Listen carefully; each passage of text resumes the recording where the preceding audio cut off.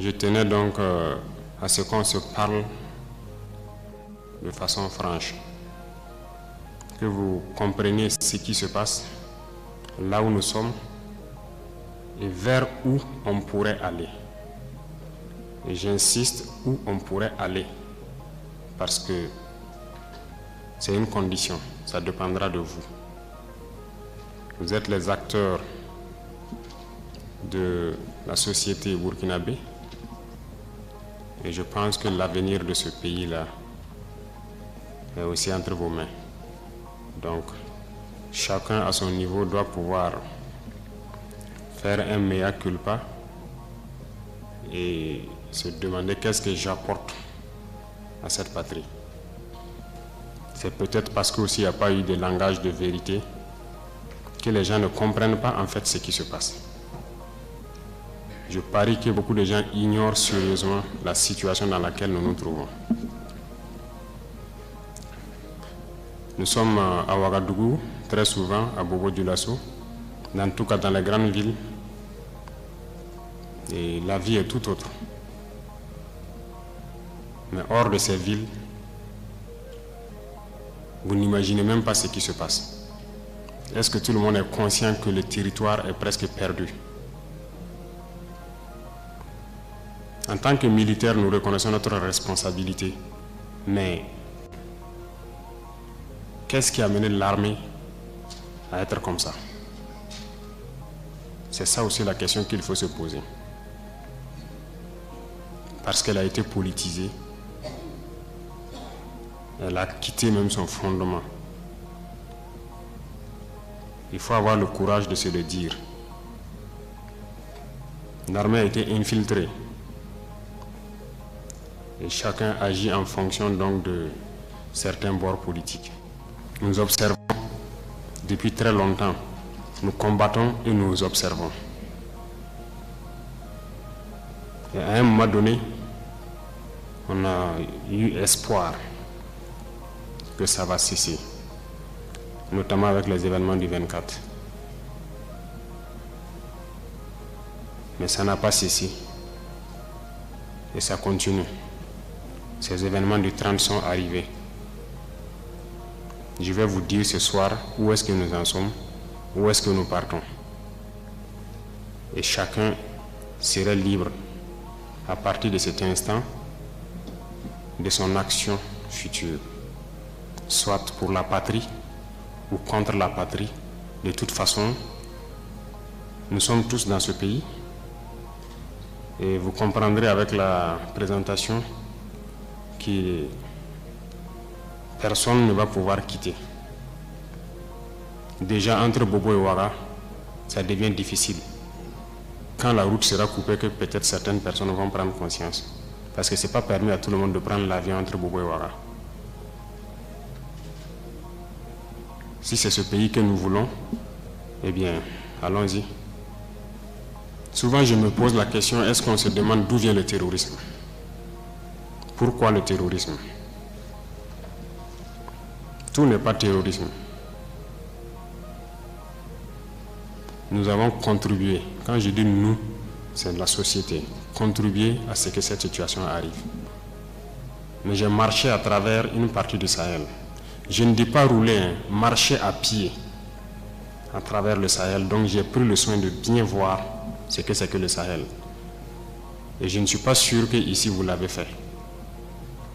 J'ai marché de Gorom, passant par Oursi, aller à Déou, Tinakov, Tinasan, revenir sur Marcoy. Cette partie, on l'a fait. On a vu comment les gens vivent là-bas. Et on l'a fait, ça vaut 10 ans de cela. Et c'était prévisible que cette situation va arriver. Ça veut dire que c'est nous qui avons créé cette situation, la gouvernance. Il faut qu'on se dise cette vérité. On a tout fait pour abandonner certains peuples à cause de nos intérêts égoïstes. On ne pense qu'à nous. Comme jusqu'aujourd'hui, on voit les gens meurent ailleurs, mais à Ouagadougou, on fait la fête. On n'a aucune pitié pour l'autre. J'ai marché à travers ces zones, je les vois trimballer des bidons, marcher des kilomètres pour aller chercher l'eau. Je les ai vus en train de marcher des kilomètres pour trouver l'eau pour le bétail, et le bétail qui meurt en cours de route. Il n'y a pas de route là-bas. Il n'y a pas de route. Comment même un camion même pourrait arriver là-bas, ne serait-ce qu'avec un peu de tourteau pour que leurs animaux puissent manger? Il n'y a rien là-bas. Qu'avons-nous construit là-bas? Qu'avons-nous fait là-bas? Quel projet de développement avons-nous envoyé là-bas? Est-ce qu'on s'occupe même de leur vie? Rien qu'une simple eau. Qu'avons-nous fait de sérieux dans ces zones? C'est la question qu'il faut se poser. Et le territoire de cette partie, c'est hors de contrôle. Qui en est responsable? C'est nous. C'est nous. Il faut que chacun accepte ça. Nous avons toujours le slogan que c'est un pays pauvre. Vous êtes bien conscient que le pays n'est pas pauvre. C'est parce qu'on est méchant. On est sérieusement méchants entre nous. Les jeunes n'ont rien à faire. On a des terres cultivables. On a de l'eau. Comment on peut ne pas vouloir faire quelque chose pour eux? J'ai vécu à Djibo, avant même le début de la crise. J'ai échangé avec les jeunes de Djibo. La seule route Kongoussi-Djibo, les camions ne viennent plus parce que les ponts datent des années 50 et les camions tombaient. Donc les camions ont décidé de ne plus venir. Ils produisent, en allant à Nassumbu à Bouro, ils produisent la tomate, ils produisent beaucoup de choses. Tout pourri. Ils n'arrivent pas à vendre. Leur marché de bétail, vous quittez Djibo jusqu'à Pétékoli, ils sont là avec leur bétail, ils n'arrivent pas à vendre. Mais vous voulez qu'ils fassent quoi, les jeunes? J'ai écrit un rapport en son temps pour qu'on puisse au moins se réparer cette route. La guerre n'était pas là. Personne ne viendra me dire le contraire. J'étais à Djibo, j'ai vécu là-bas. On n'a rien fait. Rien. Qui en est responsable? Il faut que chacun fasse son introspection et se rende que nous sommes les coupables de cette situation. J'ai fait l'Est. Aujourd'hui, on parle de Mansilla, de Tankwalou et autres. Je vous le répète encore, qui est responsable? Quand un seul fleuve, la Sirba, empêche que quelqu'un quitte Mansilla vers l'arrière en saison pluvieuse, pendant combien d'années on n'a jamais pu faire un seul pont sur la Sirba pour les permettre de communiquer avec le Burkina? Prenez la carte, vous regardez, cette zone est encerclée par un fleuve, la Sirba. Qu'avons-nous fait? Du côté de Tankwalou, j'ai écrit encore un rapport que j'ai remis au haut-commissaire quand j'étais là-bas, pour que les gens fassent pardon pour faire ne serait-ce qu'un pont entre Tankwalou et le reste. Qu'avons-nous fait? Mais posons-nous les questions. Nous sommes responsables du malheur qui nous arrive. Si on ne change pas de manière d'être, ne croyez pas que nous allons être là encore, dans ces salles climatisées à nous regarder. Non.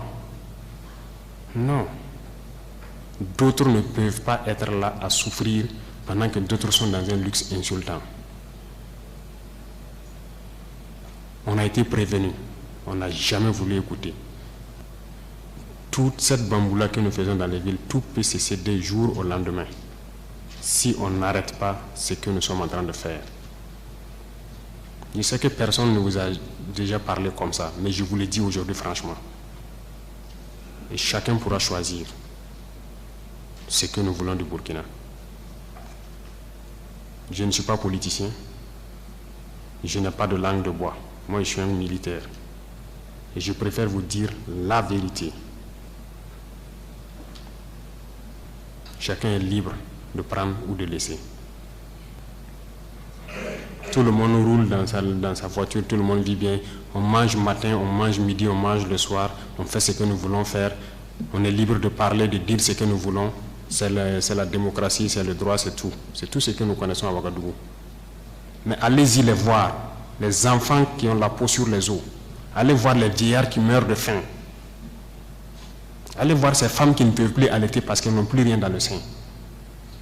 Allez les voir. Ne faisons pas semblant. Si nos journalistes n'ont pas le courage d'aller sur le terrain et vous ramener ces genres d'images, parce qu'on veut laver l'image du Burkina, je vous dis que c'est faux, ça existe. Quand je vous parle des gens qui mangent l'herbe, celui qui veut contester, je l'amène demain à les voir. Ça continue, ça n'a même pas cessé.